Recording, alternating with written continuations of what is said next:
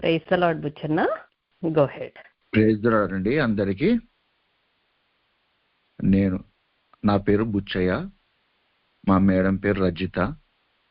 మేము వైశ్య కుటుంబం నుండి కన్వర్ట్ అయినాము. 2000 సంవత్సరంలో మా భార్యకు హెల్త్ బాగలేకుండే, లేకపోతే అన్ని కార్పొరేట్ హాస్పిటల్ కూడా తిరిగి 4-5 లక్షల దాకా ఖర్చు పెట్టినా కూడా తగ్గలేదు. MD doctor 500 rupees bond paper తీసుకురా, ఈమెకి ఏమి జబ్బు లేదు అని అన్నాడు. అయితే జబ్బు లేదని అన్నాడు, కానీ ఇంటికి వస్తే 4-5 గంటలు పడుకుంటే 1 గంట లేచేది.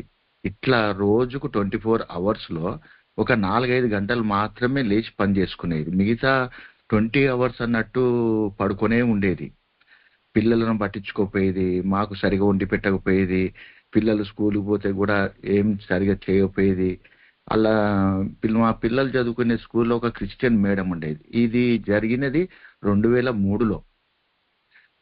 అప్పుడు నేను తొర్రూరు డిపోలో ఆర్టీసీ కండక్టర్గా పనిచేస్తున్నా.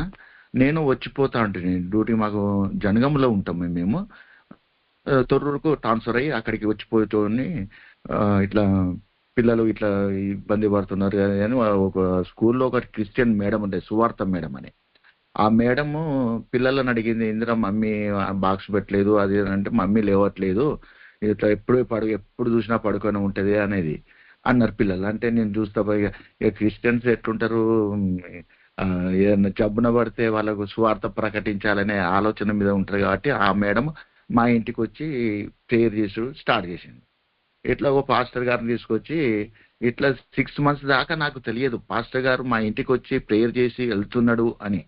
నేను డ్యూటీ పోయి వచ్చేసరికి ఒక రోజు ఇంట్లో ప్రేయర్ నడుస్తుంటే ఈ ప్రేయర్ అంతా అయిపోయిన వాళ్ళ ముందర ఏమనొద్దు అని వాళ్ళ పాస్టర్ గారు పోయినాక, ఏందమ్మా మనం వైశ్య కుటుంబం అన్నది ఆ పాస్టర్ తీసుకొచ్చి ప్రేయర్ చేపిస్తున్నాము, మనం ఉన్నదంతా వైశ్య వాడ స్ట్రీట్లో ఉన్నాము, అందరు ఏమనుకుంటారు అది అని బాగా లొల్లి పెడితే, నేను కావాలన్నా నీకు నీ కులం కావాలా అని మాట్లాడింది మా మేడం.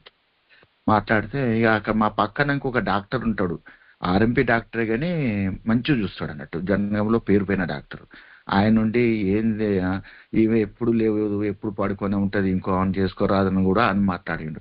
నాకు చావైనా బతుకైనా ఈమె తదనంతరమే, అప్పటిదాకా నేను ఇంకోని చేసుకోను అని నేను తెలిపిన. ఆయన ఆ డాక్టర్ తోటి మాట్లాడినాక లైఫ్ లాంగ్ ఈమె ఇంట్లో ఉంటుంది, ఇక ఈమె ఏం చేయలేదు, ఇక ఇంతే ఈమె పనే ఇంత అని మాట్లాడి పర్లేదు సార్ అని చెప్పిన. అది అయిపోయినాక ఈ మేడం ప్రేయర్ తీసుకుని పాస్టర్ గారు తీసుకొచ్చి ఇట్లా నడుస్తుంటే కొద్దిగా 6 months వరకు కొద్దిగా క్యూర్ అయింది. క్యూర్ అయినాక మళ్ళీ హిందూ చేతబడులు అనుకొని చేతబడుల దగ్గరికి మంత్రగాళ్ళ దగ్గర పోయినాం. తిరగని గుడి లేదు, మొక్కని దేవుడు లేడు. అట్లా తిరిగినా కూడా తగ్గలేదు. ఇక లాస్ట్ తగ్గినట్టు అనిపించేసరికి 3 years దాకా ఇక నీ ఇష్టం అమ్మా, నువ్వు ఏమన్నా చేసుకో, నువ్వు ఏమన్నా పో, నువ్వు మంచుకుంటా అయిపోతుంది అనుకుని నువ్వేమన్నా చేసుకో, నువ్వు తెచ్చుకోపో, ఎక్కడికన్నా పో అని నేను 3 సంవత్సరాల దాకా నేను హిందూ పూజలల్లా మడిగట్టుకొని వంట చేసుకొని నేను హిందూ పూజలు చేసేది. ఆమె చర్చి పోవడం మొదలుపెట్టి, 2 పిల్లలు, మాకు 2 బాబులే, ఆ 2 బాబులను తీసుకొని చర్చికి పోయేది. ఇట్లా 1 year 2 years నడిచింది. 2 years నడిచినాక ఇక కొంచెం మంచిగా అయింది. బైబుల్ మాట కూడా తేడా వచ్చింది. అది వరకు మాట్లాడిన దానికి చర్చికి పోయినాక మాటలకు తేడా వచ్చింది. చాలా వచ్చటం వల్ల ఏమేమి ఇక భాస్కర్ గారు ఏమన్నాడంటే, బాప్తిజం తీసుకోండి ఇంకా మంచిగా అవుతుంది అని అంటే, నేను ఏం తీసుకోను, అది ఏమి ఇచ్చుకున్నా ఆమెకే అని అన్నా అని పోయినాం. ఓ రోజు బాప్తిజం తీసుకుంటానికి డేటు ఫిక్స్ చేసిండు. ఫిక్స్ చేస్తే ఇక నువ్వు ఉండాలంటే నేను రానా, నేను ఇంట్లోనే ఉన్నా. ఇంట్లో ఉండి ఆమెను పాస్టర్ గారు పోయిండ్లు, బాప్తిజం ఇస్తానికి పోయిండ్లు. ఆ బాప్తిజం ఇస్తానికి దగ్గర పోయిండ్లు, సిద్ధపడతాను, పాటలు పాడుతున్నారు. బాప్తిజం ఇచ్చే ముందు పాటలు పాడతారు. ఆ పాటలు పాడేటప్పుడు టైంకు నేను మళ్ళా, అప్పుడు మాది సైకిల్ అండి, ఆ సైకిల్ వేసుకొని నేను పోయేసరికి వచ్చినవి ఏంటంటే, నాకు రాబుద్ది అయింది వచ్చిన అని అన్న. ఆయనే సరే మేడం బాప్తిజం ఇస్తాను, ఆయన అభ్యంతరం అంటే ఇలా అన్నాక మళ్ళీ నేనే తీసుకుంటా ఫస్ట్ అని నేను ఫస్ట్ జంప్ అయినా, నేను ముందు పోయినా. ఏంది నువ్వు ఇట్లా మాట్లాడినోని ఇట్లా తీసుకుంటాను అంటాను అని స్థిరంగా ఉండే మాట్లాడుతున్నావా, అది మా పాస్టర్ గారు అన్నాడు. అవును సార్ అని అన్ని నేనే మొదలు బాత్రూమ్ తీసుకున్నా, తర్వాత మా మేడం తీసుకున్నది, తర్వాత మాకు ఇద్దరు పిల్లలు. అయితే ఆ బాప్త్యం తీసుకున్నాక ఒక 6 monthsకే నేను డ్యూటీలో పోతుంటే మా సాయంత్రకాలము మస్తు వర్షం పడ్డది. వర్షం పడి చెరువులు తెగి వరదలు వస్తుంటే బస్సు పోతుంటే మా మేడం, నేను ఎర్లీ మార్నింగ్ ఎప్పుడు డ్యూటీకి పోయినా కూడా మా మేడం షేక్ హ్యాండ్ ఇచ్చిపోతా, దేవుడు నిన్ను కాపాడం కాక అని మాట్లాడితే, నేను బిలీవ్ చేయకముందు కూడా షేక్ హ్యాండ్ ఇచ్చిపోతా. ఆమె బైబిల్ వచనం దేవుడిని కాపాడం కాక అని, దేవుడు తోడై ఉండును కాక అని మాట్లాడుతుంది నాతోటి. అట్లా ఆ రోజు నాకు పరిశుద్ధాత్మ ప్రేరేపిస్తుంది, ఇలా అపాయం నుండి తప్పించబడతావు అని చెప్పింది. చెప్తే నాకేం అపాయం వస్తుందమ్మా, ఏం రాదు, నేను మంచిగానే వస్తా అని నేను చెప్పిపోయినా. సాయంకాలం వర్షం వచ్చింది, చెరువు దిగి వరద బాగా పోతుంది. ముందు ఒక లారీ పోతుంటే లారీ వెనుక మరలా మేము బస్సులో ప్యాసింజర్స్ ఉన్నారు, మేము పోతుంటే సగం దూరం పోగానే బస్సు కొట్టుకపోయి కొద్ది దూరం పోయి ఆగింది. అయితే వాళ్ళకి వెళ్ళి ఒక 25 మంది ఉన్నారు. 25 మంది కూడా వాళ్ళ కుంటోళ్ళు ఉన్నారు, అందరు ఉన్నారు, ముసలోళ్ళు ఉన్నారు, అందరు ఉన్నారు. ఒక ఎమ్మెల్యే అటు పోతున్నాడు, పోకుంటూ వరద వచ్చేసరికి ఆగిపోయింది. ఆగి బస్సులో వాళ్ళ కొట్టుకపోయింది చూసి పోలీస్ స్టేషన్కి ఇన్ఫార్మ్ చేస్తే పోలీసు వాళ్ళు తాళ్ళు పట్టుకొచ్చి ఈతగాళ్ళని పట్టుకొచ్చి మమ్మల్ని ఒక్కొక్కరిని రక్షించి మేము ఇటు జనగాం వద్దామన్నా రోడ్డు కట్ అయిపోయింది మొత్తం. రైల్వే ట్రాక్ మించి నడుచుకుంటూ 12 kilometers నడుచుకుంటూ midnight 1 గంటకు వచ్చినాం ఇంటికి. అది అయిపోయినాక అంత ముందు మళ్ళొకసారి నాకు గడ్డలు బాగానే కూర్చునే ఓపిక లేదు, అంత గడ్డలే, ఊకే పక్క దిరంగా పడుకునేది, కూర్చోకపోయేది. అట్లా విపరీతమైన చూయించినా కూడా తగ్గపోతే మా మేడం దేవుని సన్నిధికి రా, అప్పుడు మీకు తగ్గుతాయని ప్రేయర్ చేసింది. ఫాస్ట్ గారు ప్రేయర్ చేసిండ్రు, అదొక మిరకల్ జరిగింది నాకు. మొత్తము ఏం లేవు, మంచి సంపూర్ణ ఆరోగ్యంతో 15 days లో కంప్లీట్ అయిపోయింది. ఇంకొకటి యూరిన్ ఇన్ఫెక్షన్ వచ్చింది నాకు, కడుపు వాసి 3 days యూరిన్ పాస్ కాకపోతే కడుపంతా వాసి హాస్పిటల్ తీసుకపోతే సర్జరీ చేయాలని మాట్లాడింది డాక్టర్ నుండి చూసి హాస్పిటల్ అడ్మిట్ అయ్యిండు. 15 రోజులు ఉన్నాం. 2 కిడ్నీలు చెడిపోయినాయమ్మా అని మా మేడం చెప్పిండు. డాక్టర్ నాకు చెప్తే బాధపడతానని మా మేడం చెప్పిండు, 2 కిడ్నీలు ఏం పని చేయవు, మీ ఇష్టము అని అన్నాడు. సరే సార్, మరి ఉన్న రోజులు అయితే ఉండాలి కదా అని, మీరు చేసే ప్రయత్నం మీరు చేయండి అని చెప్పినాక ఆ మేడం రోజు పొద్దుగాల 4 గంటలకు లేచి ప్రార్థన చేస్తుంది బాగా కావాలని. అట్లా ప్రేయర్ చేయటం వల్ల కూడా నాకు 2 కిడ్నీలు ఇప్పుడు మంచి పర్ఫెక్ట్ గా పనిచేస్తున్నాయి. సంఘం ప్రార్థన చేసింది, మా పాస్టర్ గారు దైవజనులు ఇంటికి వచ్చి రోజు డే బై డే అన్నట్టు వచ్చి ప్రార్థన చేసిపోయేది. అట్లా నాకు మంచి కిడ్నీలు ఇప్పుడు ఏం ప్రాబ్లం లేదు. కిడ్నీ ప్రాబ్లం మంచి తర్వాత మళ్ళీ చెక్ చేయించుకుంటా కూడా మంచి ఫంక్షనింగ్ ఉన్నాయి కిడ్నీ అని చెప్పారు. ఇదొకటి. ఇంకొకటి మా పిల్లలు కూడా మంచి ప్రయోజకులుగా ఇద్దరు. అది మళ్ళా మేము ఒక ఇంట్లో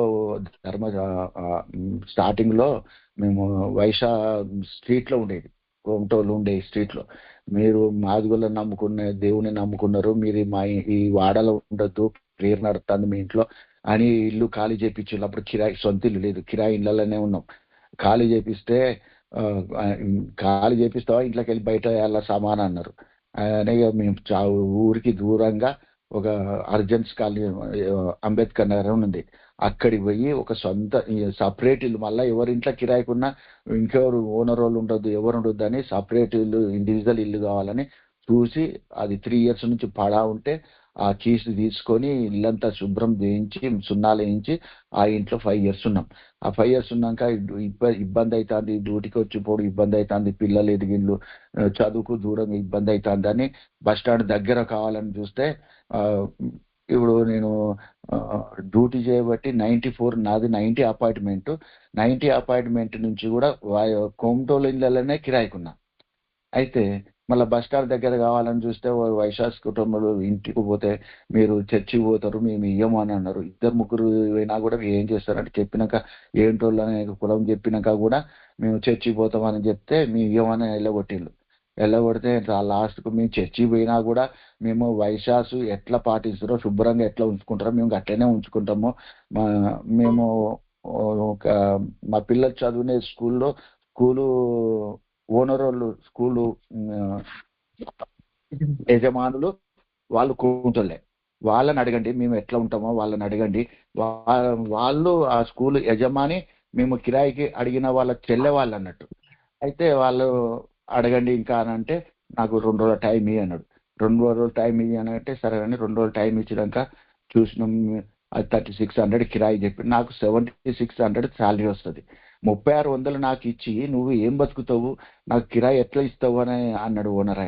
ఓనర్ అని మేము ఎట్లా బతుకుతుంది సార్, మీకు 2 నెలల కిరాయి అడ్వాన్స్ పెడుతున్నాము, మీకు ఇవ్వకపోతే ఇల్లు ఖాళీ చేపియండి, మేము ఉపవాసం ఉంటాము ఏమైనా చేస్తాం అని అన్నాక ఇచ్చిండు. లాస్ట్ ఇచ్చిండు.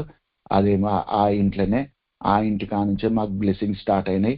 మా అబ్బాయి పెద్ద బాబు బీటెక్ అయిపోయింది, ఒక బట్టల షాప్ పెట్టుకున్నాము ఇంట్లోనే.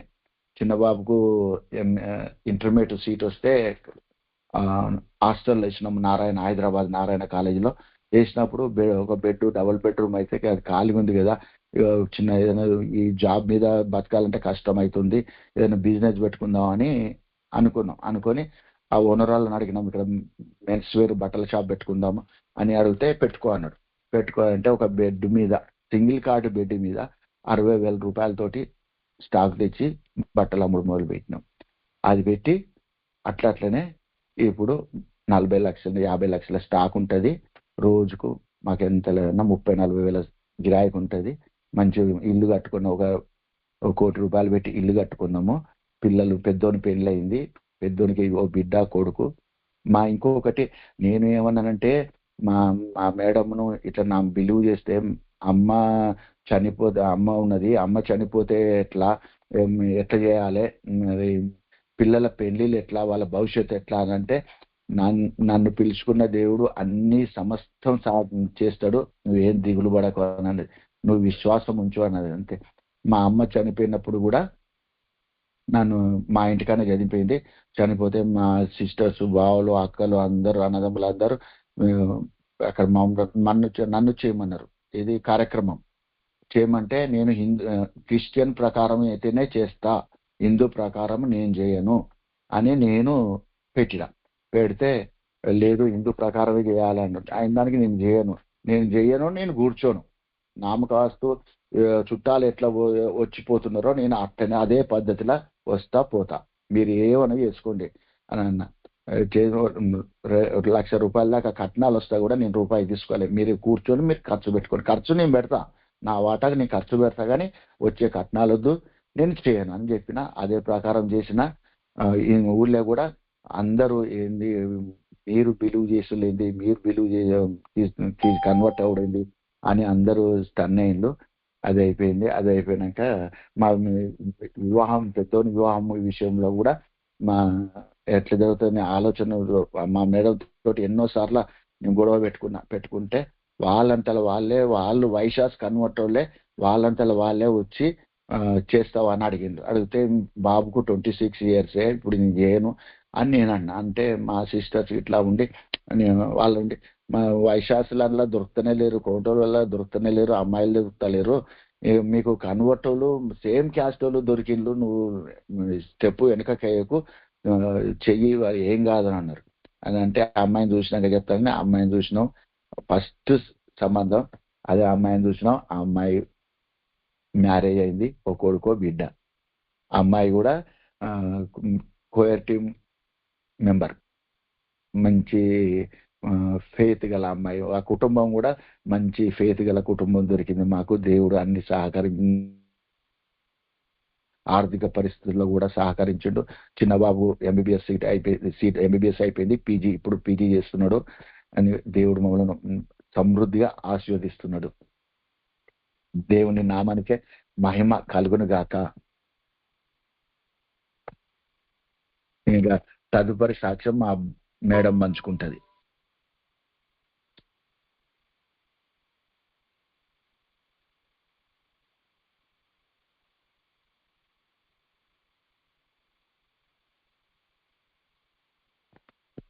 హలో, అందరికీ ప్రైజ్ లాడండి. నా పేరు రజిత. నేను ప్రభువును నమ్ముకోవడానికి కారణం నా హెల్త్ ఇష్యూసే. థైరాయిడ్, హై బీపీ ఉండే. అప్పుడు చాలా సిక్ అయినా హన్మకొండ రోహిణి హాస్పిటల్కి ఎప్పటికీ వెళ్ళేది. ఎన్నిసార్లు వెళ్ళినా కూడా అక్కడ నాకు మెడిసిన్ ఇచ్చేది, వాడినన్ని రోజులే తగ్గేది. అయినా ఇంకా క్యూర్ కాకపోయేది. నేను మళ్ళీ ఇంటికి రావడం, అలాగే ఉండడం, అలా పరిస్థితి జరిగింది. జరిగిన తర్వాత నేను ఇక గుళ్ళు ప్రతిరోజు సోమవారం ఏ గుడి పోతారో అట్లా ఆదివారం కూడా గుడికి పోయేది. మా ఇంటి దగ్గర గుడి ఉంటే అక్కడ గుడికి పోయి ప్రతిరోజు పూజలకే చేసేది. అయినా ఒక్క దేవుడు కూడా నాతో మాట్లాడలేదు. నేనున్న పరిస్థితి నుండి అవేవి కూడా నన్ను విడిపించలేదు. అయితే నా మరణం అనేది నాకు అయిపోయింది. నా జీవితం అయిపోతుంది, నా బిడ్డల జీవితం ఎట్లా అని చాలా దుఃఖపడుతున్నా. ఆ రోజు ఇదే రోజు నా లాస్ట్ రోజు అనేది నా దేహంలో ఉన్న అనారోగ్యాన్ని బట్టి నాకు అర్థమవుతుంటే నేను ఏం చెయ్యలేని స్థితి. నా భర్త ఇక్కడ ఉండేవాడు కాడు. అలాగునున్న స్థితిలో సాయంకాలం పూట ఆ మేడం వచ్చింది, నా పిల్లల టీచర్, మా ఇంటికి వచ్చింది. వచ్చి రజిత ఎట్లున్నావు రా అని అడిగింది. ఆ మేడం బాగున్నా మేడం అని అన్నా. అంటే ఏమైంది, హెల్త్ ఎట్లా ఉంది, అది ఇది అని మాట్లాడింది. లేదు మేడం అస్సలు బాగాలేదు హెల్త్, అది ఇదని నేను మాట్లాడిన తర్వాత ఆమె ఒకటే మాట్లాడింది. చూడమ్మా, నీ కొరకు నా కొరకు యేసయ్య చనిపోయి తిరిగి లేచిండు, ఆయనను నమ్ము, నువ్వు బాగైతావమ్మా అని చెప్పింది. అంటే నేను ఆమెతోటి ఒకటే మాట అన్నా, సరే మేడం నేను నమ్ముతా. ఒకవేళ నన్ను గనక ఈ సిచ్యువేషన్ నుండి దేవుడు గనక బతికిచ్చి జీవం ఇచ్చి బ్రతికిస్తే మాత్రం మొత్తం ఆయననే నమ్ముకుంటా. ఇంక నేను వేరే ఏమీ చెయ్యను.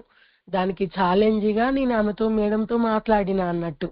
అంటే తప్పకుండా దేవుడు నిన్ను బ్రతికిస్తాడురా, ఆయన మనందరి కోసం చనిపోయింది మనం బ్రతకడానికి అని చెప్పారు అన్నట్టు మేడం.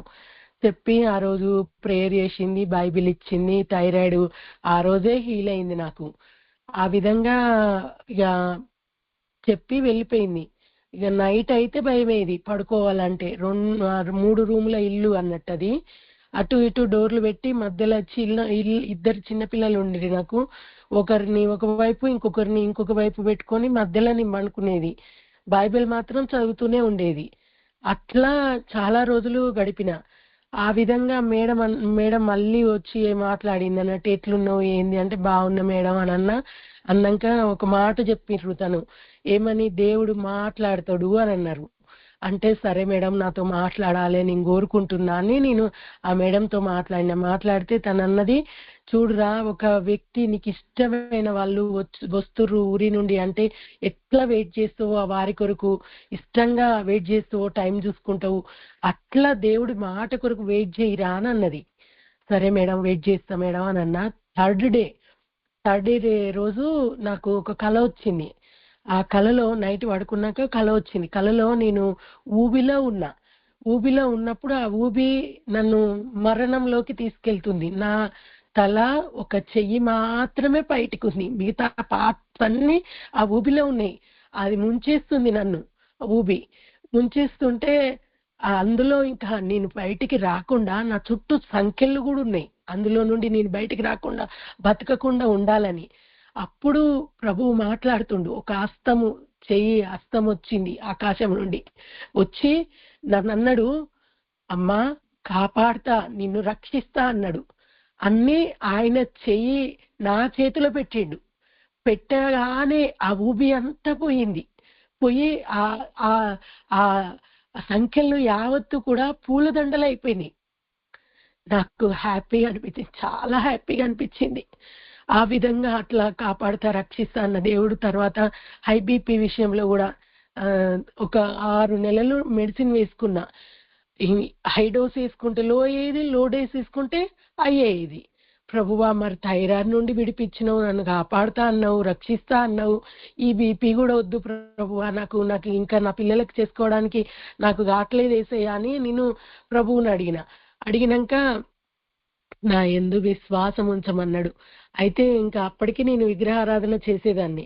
చేస్తా చేసేదాన్ని. అయినా ఇక నాకు ఒకటే ఆలోచన వస్తుంది, ఎందుకు వీటికి చేస్తున్నా, నాకు వీటి వల్ల ఉపయోగం ఏమీ లేదు, ఇక నేను వాటికి డోర్ పెట్టేసిన, కిటికీ పెట్టేసి నేను మీకు చెయ్యను అని మాట్లాడి పెట్టేసిన. ఇంకా అప్పటి నుండి ఇప్పటి వరకు కూడా ఎప్పుడూ చేయలేదు.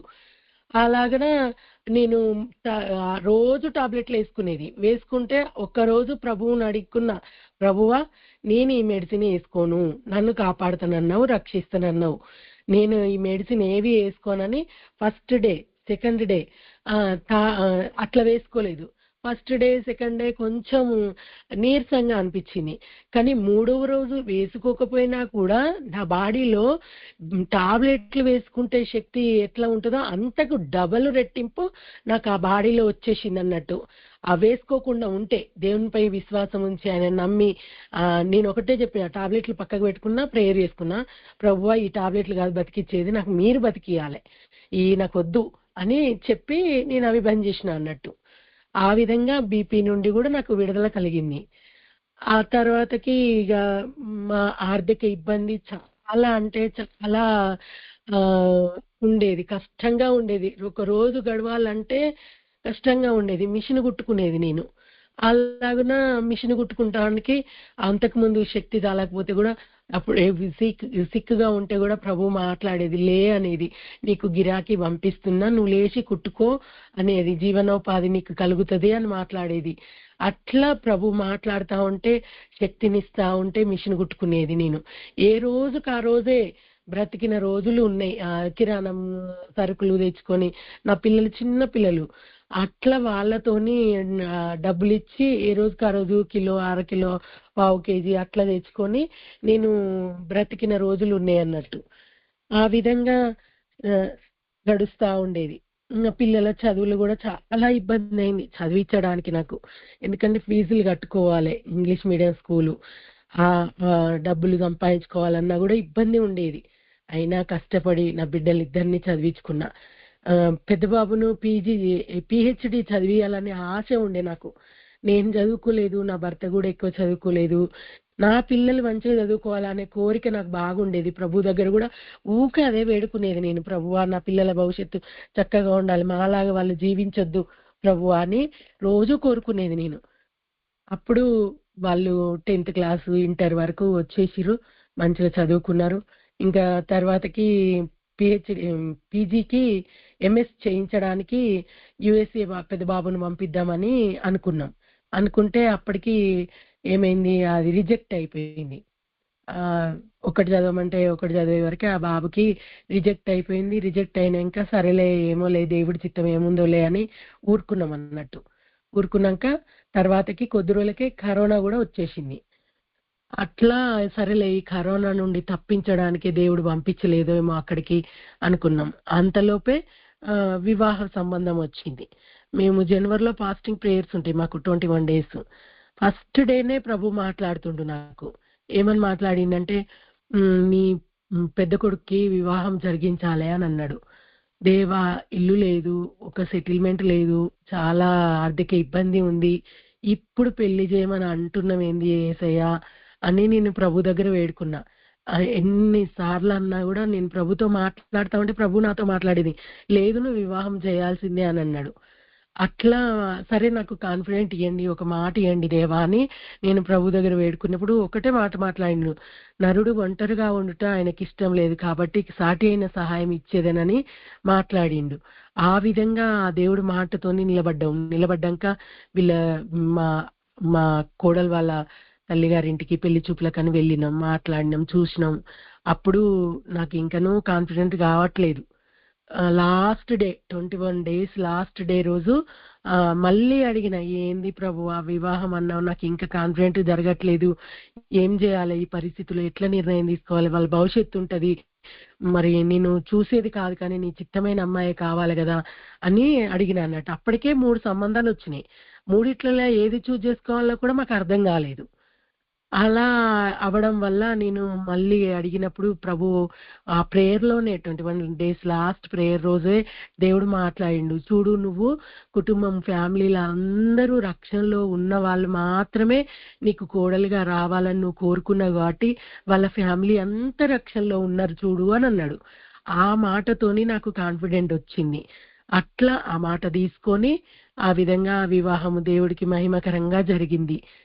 ఆ తర్వాతకి మా బాబును కాలేజీలో జాయిన్ చేయడానికి నాకు చిన్నబ్బాయిని డాక్టర్ చదివించాలనే కోరిక ఉండే నాకు. అప్పుడు మా సార్ అన్నాడు, నేనైతే డాక్టర్ చదివించలేను, నా దగ్గర కోట్లు కోట్లు లేవు, నేనైతే చదివించలేనని చాలా గొడవ పడిండు. చాలా అంటే చాలా ఇంక నాకు చాలా దుఃఖం వస్తుంది, చాలా బాధ అయింది. ఇక బాధపడుతూనే ఉన్నా. అప్పుడు చర్చికి వెళ్ళిన ఒక రోజు సండే, ఆ రోజు రొట్టె ద్రాక్షరసం ఇచ్చే రోజు నేను లాస్ట్ లో కూర్చున్నా. నా కళ్ళ నుండి నీళ్ళు ఆగట్లేవు. ప్రభువా, నా కుమారుణ్ణి చదివించాలనుకుంటున్నా, నువ్వు నమ్మదగిన దేవుడవు కదా ప్రభువా, నా బిడ్డలు నా చిన్న కుమారుని డాక్టర్ చెయ్యాలి నేను ఎట్లయినా అని అనుకుంటున్నాను. నా భర్త యాక్సెప్ట్ చేస్తలేడు, దీనికి నేను ఏం చేయాలి ప్రభువా అని అలా ఏడుస్తా ఉంటే దైవజనుడు ఆ ఫుల్ ఫిట్ దగ్గర నుండి మాట్లాడుతున్నాడు. అమ్మా, నీ కొడుకును చదివించుకోవడానికి నీ దగ్గర డబ్బులు లేవని బాధపడుతున్నావా, దేవుడు సహాయం చేస్తాడు అని అన్నాడు. దేవుడు సహాయం చేస్తాడు, మంచిగా చదివించుకుంటావమ్మా అని మాట్లాడిండి. అక్కడి నుండి వచ్చింది ఆ మాట.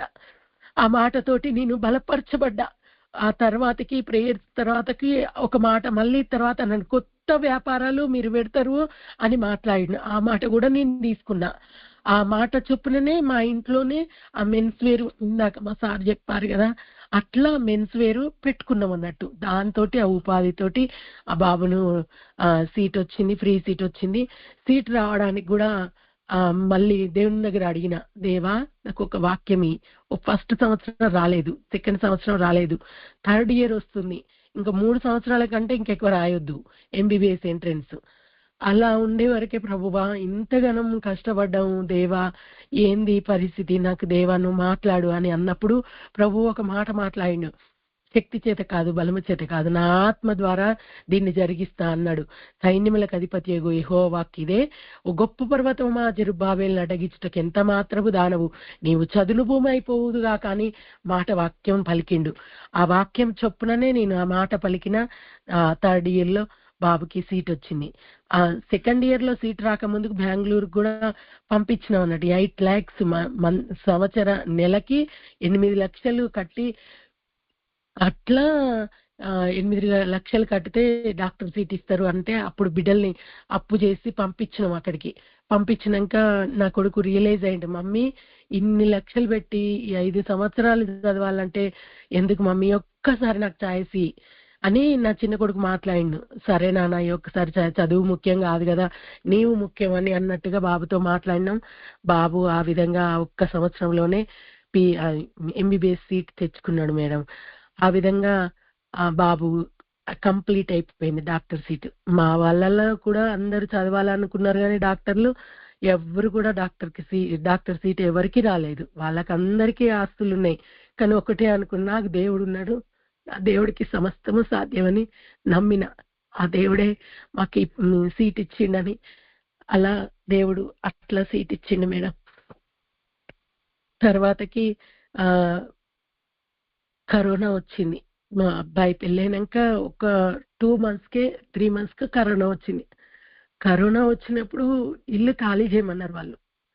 ఇల్లు ఖాళీ చేయమంటే ఎక్కడికి పోతాం యేసయ్యా, ఇప్పుడు ఈ కరోనా సమయంలో ఎక్కడికి పోయి మేము ఉండగలుగుతాం అన్నట్టుగా మా ఇద్దరికి వచ్చింది.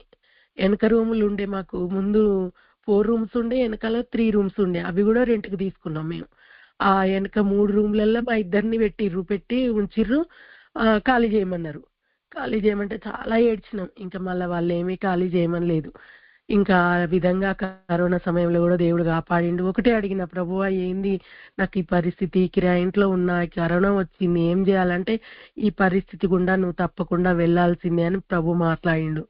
ఆ మాట సరే ప్రభువా, నేను ఈ విధంగా మమ్మల్ని ఈ సిచ్యువేషన్ లో నుండి మమ్మల్ని విడిపించడానికి నువ్వు ఒక్కడివే దేవుడవు దేవా అని దేవుడిపై ఆధారపడ్డం. సంఘము దైవజనులు ప్రార్థించిర్రు. ఆ విధంగా అలాగున కరోనా విషయంలో కూడా దేవుడు మమ్మల్ని రక్షించిండు. ప్రతిసారికి కూడా ప్రభు మాట్లాడిన మాట ఇప్పటికీ జ్ఞాపకం చేసుకుంటా. ఫస్ట్ మాట్లాడిన మాట, కాపాడుతా రక్షిస్తా అన్నాడు.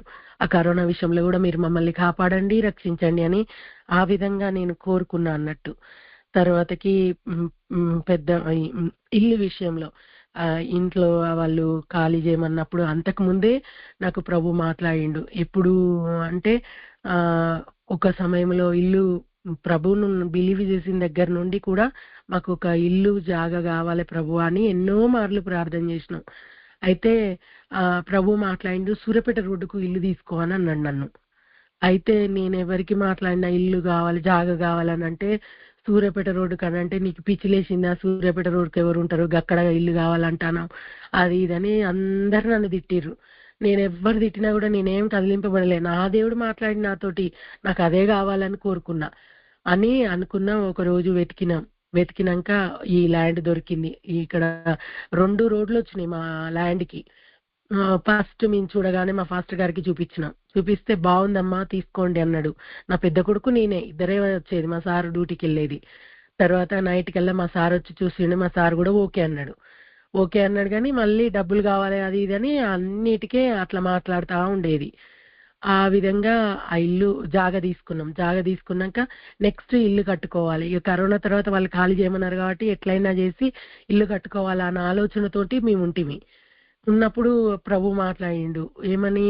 ఇల్లు జాగా తీసుకోకముందుకే అన్నాడు, కంటికి కనబడదు, దేవుని ప్రేమించే వారికి కంటికి కనబడదు, చెవులకు వినబడదు, మనుష్య హృదయానికి గోచరం కాదు, కానీ దేవుడు ఆత్మ వలన మనకు తెలియపరచబడతాయి అనే మాట మాట్లాడిండు. ఆ మాటను బట్టే ఈ ల్యాండ్ మాకు దొరికింది ఆ రోజు. తర్వాతకి ఇల్లు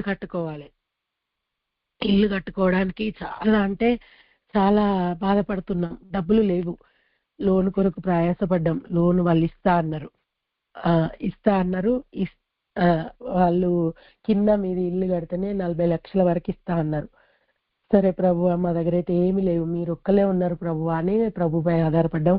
దానికి ముందు ఒక మాట మాట్లాడిండు, వారి యావత్ బాధలు ఆయన బాధ నొందెను, ఆయన సన్నిధి దూత వారిని రక్షించెను, ప్రేమ చేతను తాళిమి చేతను వారిని విమోచించెను, పూర్వదినములన్నిటిను ఆయన వారిని ఎత్తుకొనుచు మోసుకొనుచు వచ్చెననే మాట నాకు క్లియర్ గా మాట్లాడిండు. ఆ మాటను పట్టుకొని రోజు ప్రేయర్ చేయడం, ఇల్లు విషయంలో ప్రార్థన చేస్తా ఉంటే ప్రార్థన చేసినాం. ఆ ఇల్లు జాగా కట్టుకున్నాం. ఇల్లు కూడా మేము జాగా తీసుకున్నాక కొద్ది రోజులకే డిస్ట్రిక్ట్ అయింది ఈ జనగామ పట్టణం. డిస్ట్రిక్ట్ అయిన తర్వాత మా ఇంటి దగ్గరలోనే కలెక్టర్ ఆఫీస్ వచ్చింది. ఆ ఇంటి దగ్గరలో కలెక్టర్ ఆఫీస్ రావడానికి అందరూ అప్పుడు అన్నారు, నీకు పిచ్చేమి లేదులే, నీకు దేవుడు సరిగానే మాట్లాడిండు, నీకు సూర్యాపేట రోడ్డుకి ల్యాండ్ కావాలన్నావు కదా, అందుకొరకే కావచ్చు దేవుడు నీకు ఈ ల్యాండ్ ఇచ్చిండు సూర్యాపేట రోడ్డుకి అని ఎవరైతే నన్ను అన్నారో వాళ్ళందరూ కూడా అలా మాట్లాడిరు అన్నట్టు. ఆ విధంగా స్టార్ట్ చేసినాం. కట్టుకోవడానికి కొంచెం చాలా ఇబ్బంది అయింది. ఇబ్బంది అయినప్పుడు మళ్ళీ ప్రార్థన చేసుకోవడం, మళ్ళీ ప్రేయర్ చేసుకోవడం వల్ల దేవుడు మళ్ళా లోన్ శాంక్షన్ చేసిండు.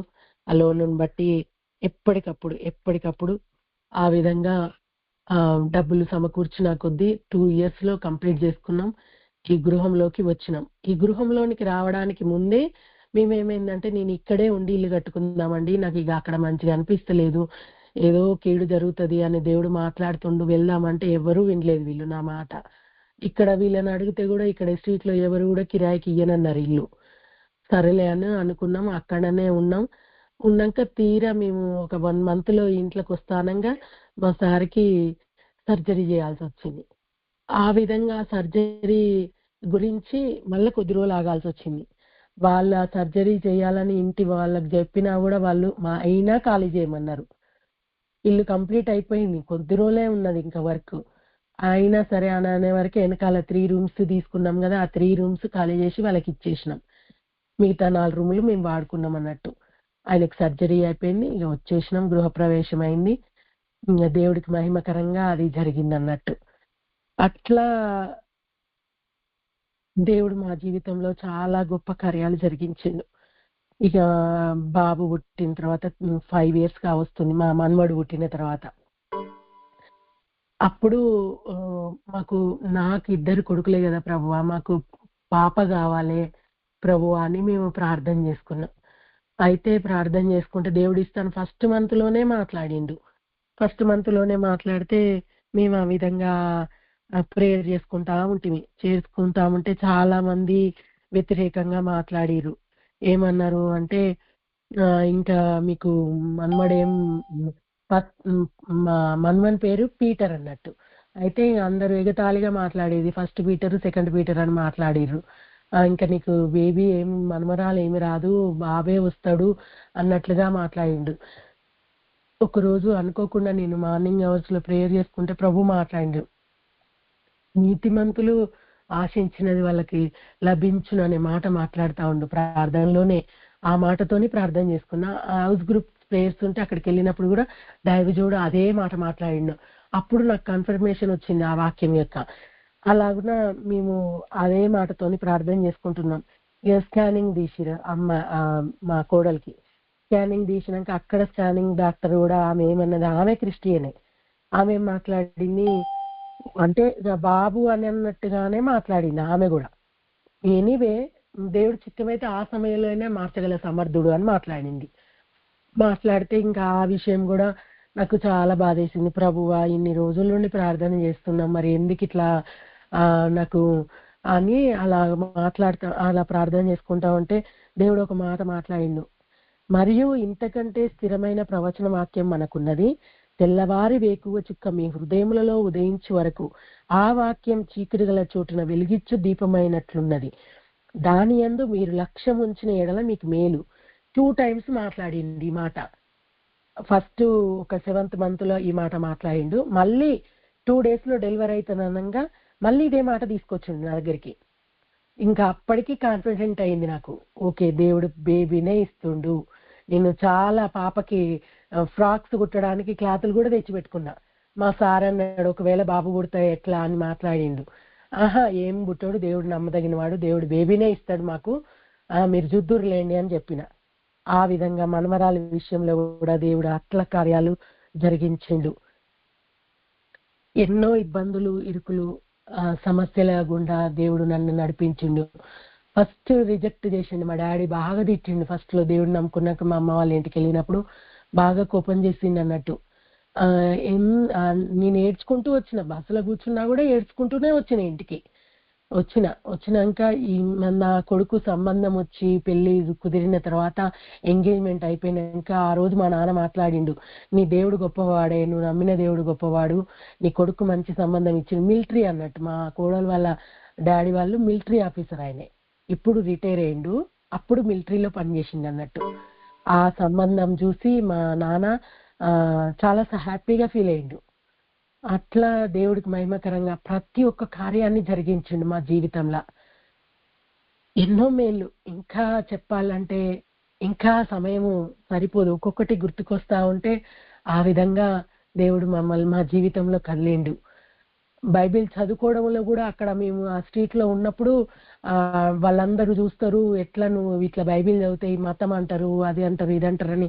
మా సార్ అంటే కూడా నేను వైట్ అట్ట బైబిల్కి వేసుకొని పేజీలు పేజీలు చదువుతా ఉండేది వాక్యాన్ని. అట్లా చదువుకుంటూనే ఉండేది. అట్లా దేవుడు ఆ మాట ద్వారా, ఆయన మాట ద్వారా నన్ను బలపరిచిండు.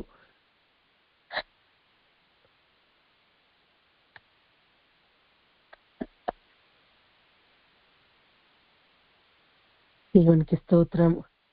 దేవుడు సంఘము, దైవజనులు, ప్రార్థన మమ్మల్ని చాలా విషయాలలో బలపరిచింది. దేవుడు కృప గొప్పది. మమ్మల్ని ఆ విషయంలో అన్ని విషయాలలో కూడా మాకు తోడై ఉండి నడిపించుండు. దేవునికే మహిమ కలుగును గాక.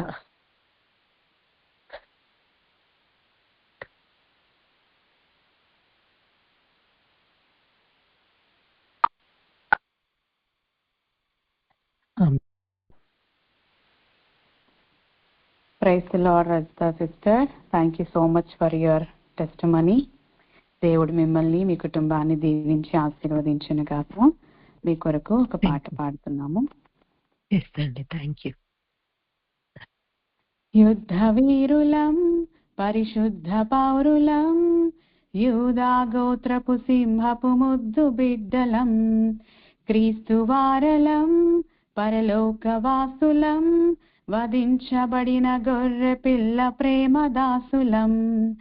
ముందుకే సాగెదం, వెనుక తట్టు తిరుగము, ఈ లోకములో ఉప్పు శిలగా మిగలము, మెలకువగా ఉండెదం, ప్రభుని ప్రార్థించెదం, పరలోకముకై మేము సిద్ధపడెదము.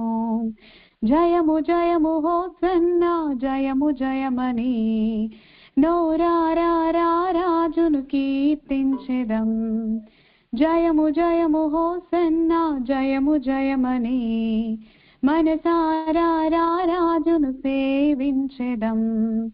యుద్ధ వీరులం పరిశుద్ధ పౌరులం, యూదా గోత్రపు సింహపు ముద్దు బిడ్డలం, క్రీస్తు వారలం పరలోకవాసులం, వధించబడిన గొర్రె పిల్ల ప్రేమదాసులం.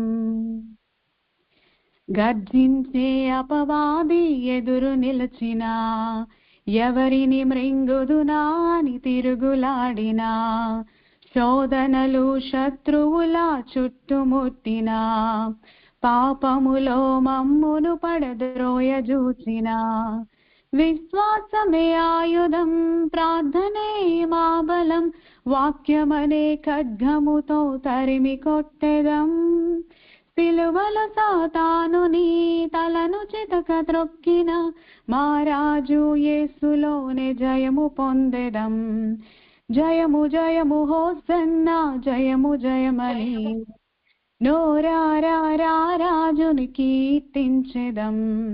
జయము జయము హోసన్నా జయము జయమని మనసారా మహారాజుని సేవించెదం. యుద్ధ వీరులం పరిశుద్ధ పౌరులం, యూదా గోత్రపు సింహపు ముద్దు బిడ్డలం, క్రీస్తు వారలం పరలోకవాసులం, వధించబడిన గొర్రె పిల్ల ప్రేమదాసులం. ఇహలోక ఆశలెన్నో మోసగించిన, క్రీస్తు ప్రేమ నుండి విడదీయజూచిన, శ్రమలు అవమానములే కృంగదీసిన, బలహీనతలే మమ్మును భంగపరచిన, బ్రతుకుట ప్రభు కోసమే చావైనా లాభమే, పందెమందు ఓపికతో పోరాడెదం. నిత్య జీవమివ్వను మరణమును గెలిచిన, మహిమరాజు క్రీస్తులోనే జయము పొందెదం. జయము జయము హోసన్నా జయము జయమని నోరారా రాజును కీర్తించెదం. జయము జయము హోసన్నా జయము జయమని మనసారా మహారాజును సేవించెదం. యుద్ధ వీరులం పరిశుద్ధ పౌరులం, యూదా గోత్రపు సింహపు ముద్దు బిడ్డలం, క్రీస్తు వారలం పరలోకవాసులం, వధించబడిన గొర్రె పిల్ల ప్రేమదాసులం. ముందుకే సాగెదం వెనుక తట్టు తిరుగము, ఈ లోకములో ఉప్పు శిలగా మిగలము, మెలకువగా ఉండెదం, ప్రభుని ప్రార్థించెదం, పరలోకముకై మేము సిద్ధపడెదము.